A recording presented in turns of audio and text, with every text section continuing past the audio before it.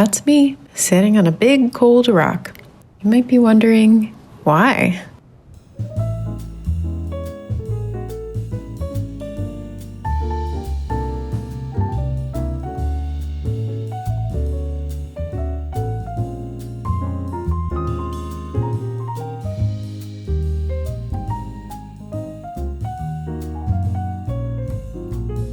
But before I answer that question, let's get into some drawing. For once, I'm going to be working in this big Canson sketchbook just for some extra drawing room, and I'll be using my trusty Muji pen. Okay, so back to the initial question. Since January was pretty slow client-wise and February was shaping up to be the same as well, I decided that rather than spending winter cooped up twiddling my thumbs, I'd go somewhere a bit warmer and perhaps a little bit sunnier. So I decided to embark on a mini road trip from Brooklyn to Atlanta. After all, the #1 client rule is that they will always reach out to you when you're on vacation. Sure enough, they did, but more on that later. As I'm sketching away on this, I'm actually staying with a friend in Virginia, just outside of Richmond, which happens to be along the route to Atlanta. When I left New York, it was just 9 degrees Fahrenheit. Here, it's just marginally warmer.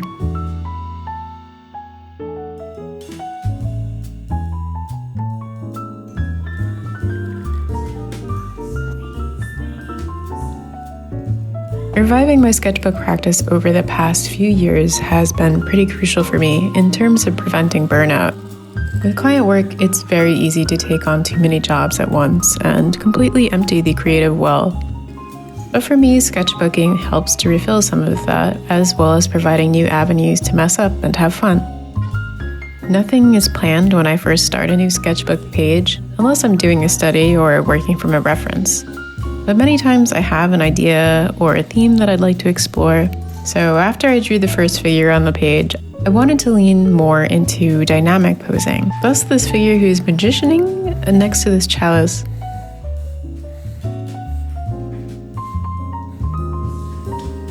There's a lot of random things going on this page, so I think I'll add a limited 2-color palette.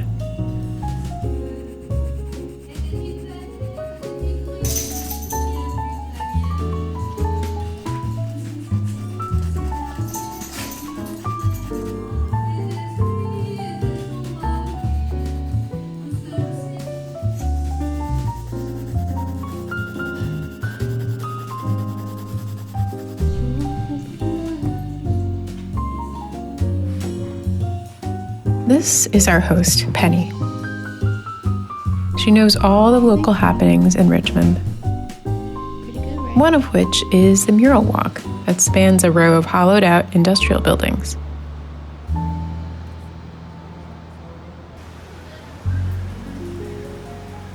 And not too far away from that was the Pipeline Walk. It's a short trail that ambles along the side of the James River. When the water is low enough, you can walk the entire length of the pipeline. But when the water is very high, it can get completely submerged. During storms, when the water level rises, I'm told that the flood walls are shut to keep the water from flooding parts of the city.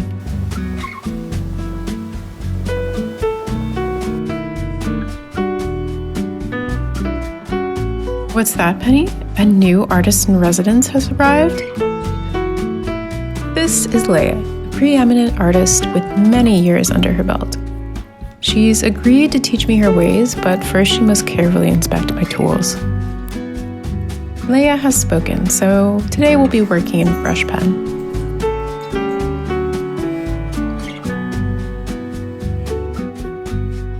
I was working for a panel to look with this one. Lots of separate, disassociated subjects, but the panels simultaneously organize them and tie them together, I think.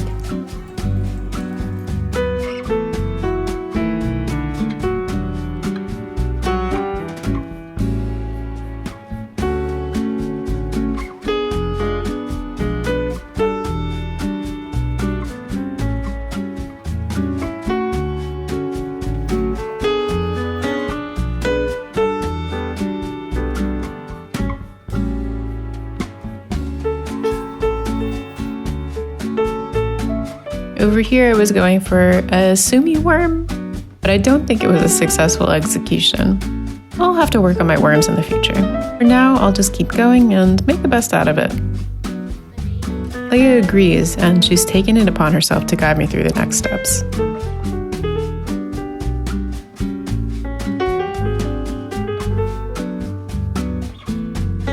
I'm working from a reference photo for this next bouquet edition. When I don't know what to add to a drawing, then it's a good enough cue to add some plant life.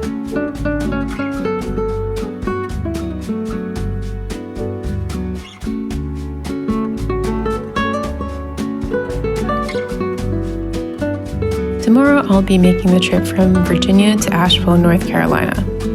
The drive is about 5.5 hours from here. A little part of me is worried because the drive from New York was a little longer at about 6 hours, but it took more out of me than I expected since it's not a very scenic route and the traffic along the way can become a bit dreary. The most I've ever driven in one go is about 11 hours, but that was maybe 10 years ago and I had passengers to keep me entertained. I'm hoping the drive tomorrow is a little bit less monotonous than the one here.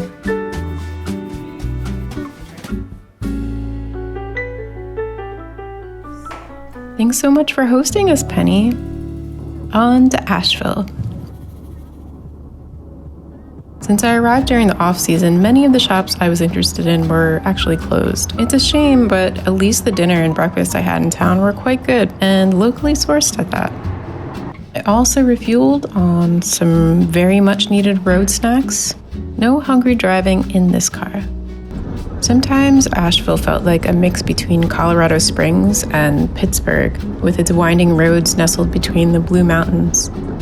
People drove fast and furious too, but hey, who needs road safety when you got family? In 2.4 miles, turn right on the Elk Mountain Scenic Highway. Before I left the restaurant yesterday at dinner, the server recommended that I check out the Blue Ridge Highway. In her words, it feels like you're driving at the top of the world. Though there were lots of grays and browns along this drive due to the season, I can imagine it being really beautiful in the summer and fall.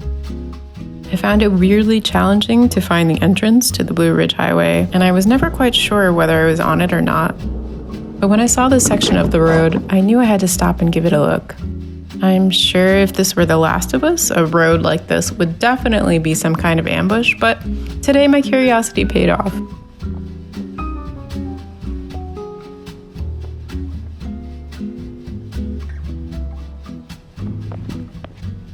Well, that's how we got to this rock. Come check out this view.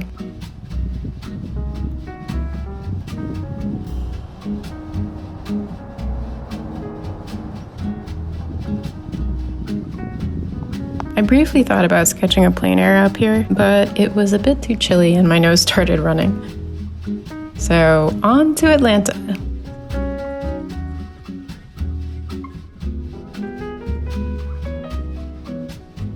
The drive to Atlanta somehow seemed longer distance-wise, but it didn't feel longer than the drive from New York to Richmond. I know that doesn't make any sense, but hear me out. I think time somehow gets substantiated when you're driving long distances.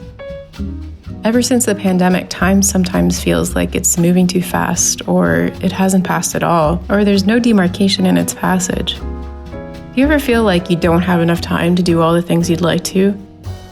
I recently learned that that's called time famine. Somehow driving for long stretches slows its passage down for me. Another aspect of long-distance driving here in America is how dystopian the road system can look. Beyond getting to see parts of the country you'd normally miss on a plane, it's strange to see such natural beauty cut up with roads and strip malls. Speaking of which, Georgia's system of merging roads and highways was so intimidating. At one point, I think there were 7 or 8 lanes. That merge just really tests you, huh? I gotta say, I loved my time in Atlanta. Although I probably only saw the touristy spots, the afternoon that I first arrived was so warm and sunny, with spring just starting to leak through the seams. After decompressing for a few minutes after the drive, I walked around Piedmont Park.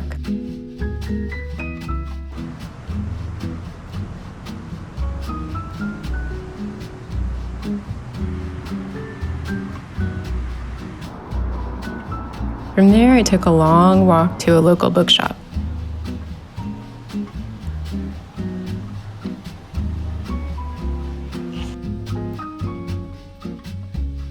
Honestly, one of the best things about indie bookstores is reading the employee recs. Sometimes I write them down and later borrow them from the library.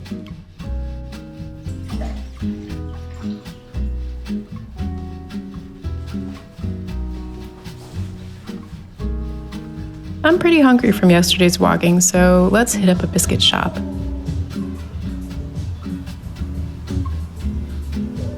Freshly biscuited, I headed to the Georgia Aquarium.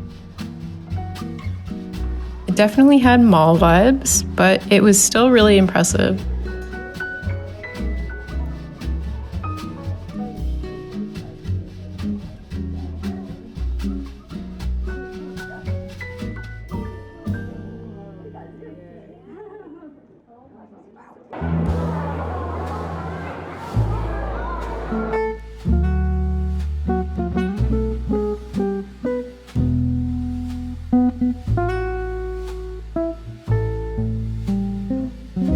I've never seen a whale shark in person before, so this was definitely a first for me.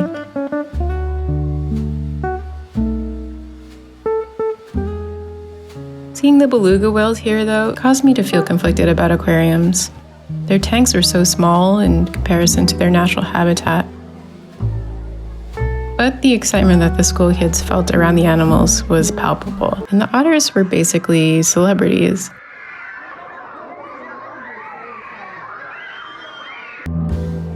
After the lively aquarium, I was craving a calm place to sketch, so I headed to Momo Cafe and had a matcha cream puff with an oat milk latte.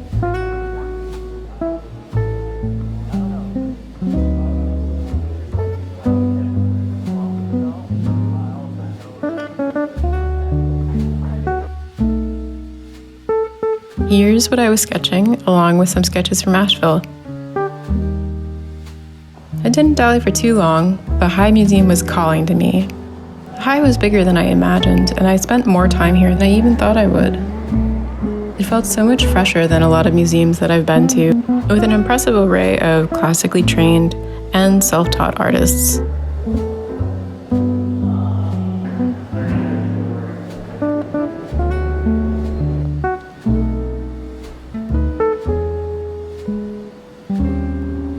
One of my favorite things to do in any new city is to look for the nearest public garden.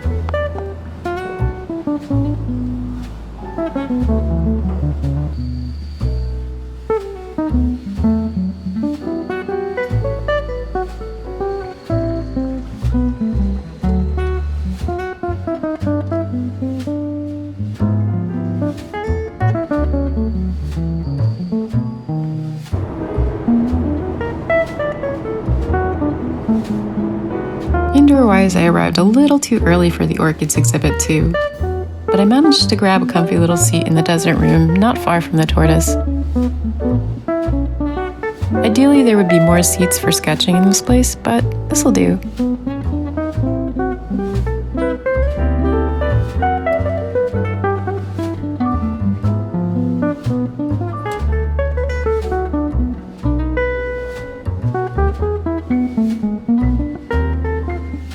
After all of that, I headed back to my Airbnb because I walked a total of 7 miles and my feet were quite sore. Plus, I've been walking since 9 a.m., so I went back and I ordered delivery from Hattie B's. I messed up by not realizing the mac and cheese wasn't in my cart, but the chicken was still good.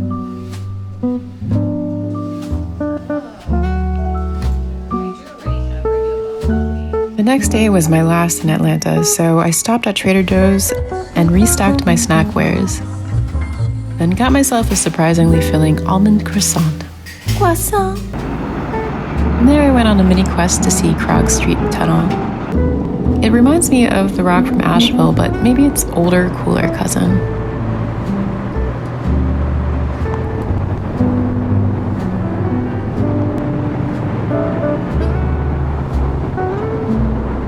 Right on the other side was the Cabbagetown Mural Walk.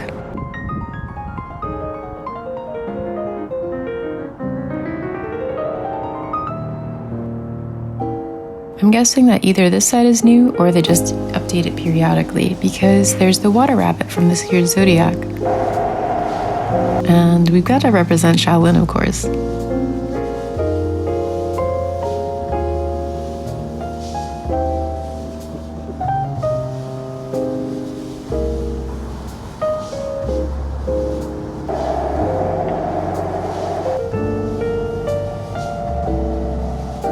love seeing all of the different styles juxtaposed next to each other and sometimes interacting.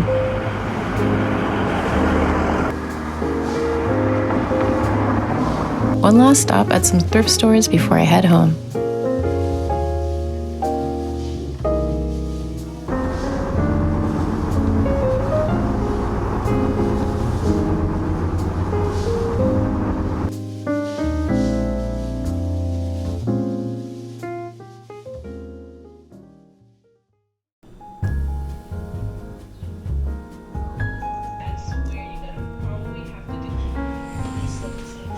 Back in New York, and the thing I miss the most? This girl right here.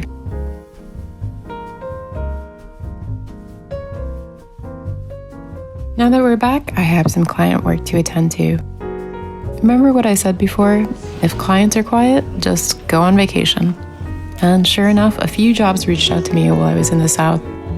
But before I work on that, let's do some sketchbooking.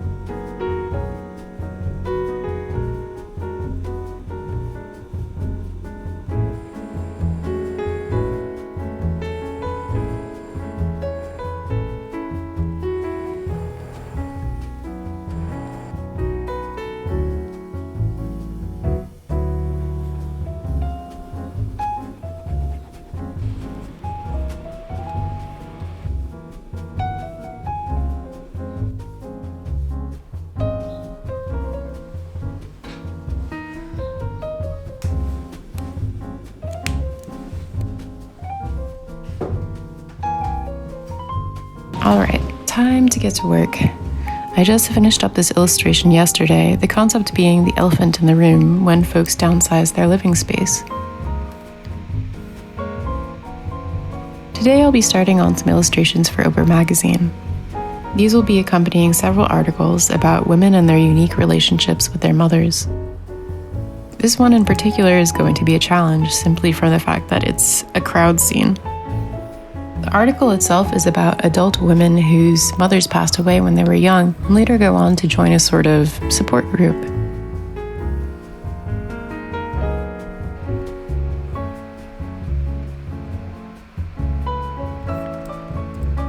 This is going to take us a while, so let's keep working tomorrow.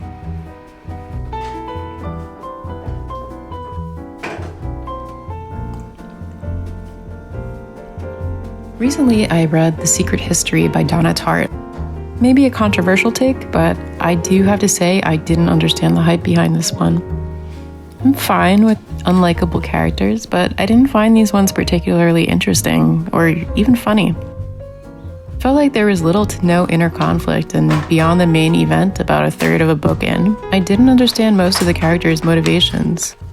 But maybe that was the point. The whole collegiate torpor thing. The whole read, I kept expecting something to happen. I felt that the book's most interesting ideas were only briefly touched upon. In fact, the most crucial event that occurs is not even written about. Maybe my problem is that I just kept wishing that some magical realism would be introduced, and it just wasn't that kind of book. Don't get me wrong, I thought the writing itself was beautiful, and the descriptions lovingly crafted, but all in all, I felt it could have been a much shorter novel. And if you yourself enjoyed this one, let me know what you liked about it. Maybe I missed something.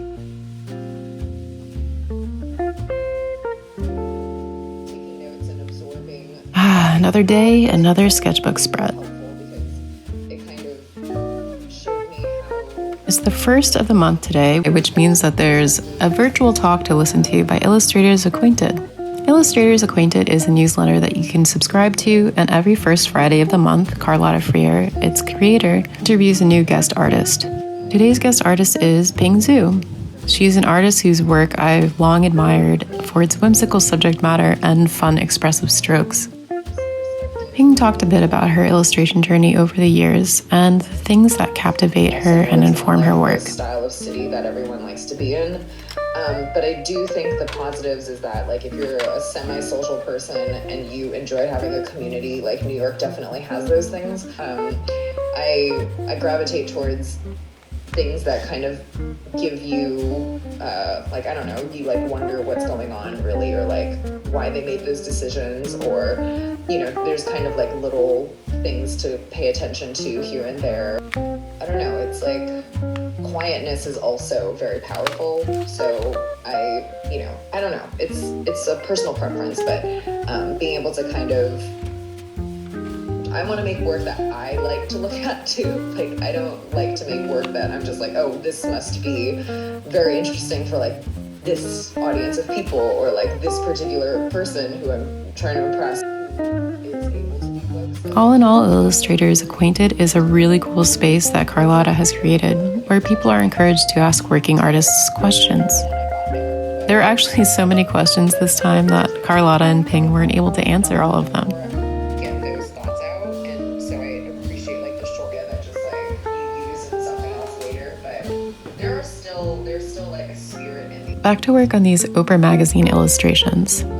This job turned out to be a bit of a slog. The crowd scene just really took it out of me, and it ended up taking a lot longer than I would have wanted.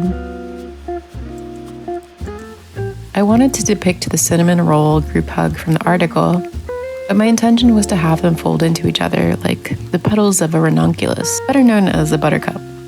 While I don't think I was successful in pulling that off, I did have a lot of fun experimenting with the simplified facial features of these characters. So maybe a new aspect of my style is unlocked. Or at least something to explore deeper in future illustrations. Perhaps in the future I'll lean more into simplicity. I think if I had done that here, then the ranunculus would have shown through maybe. But here's how everything turned out.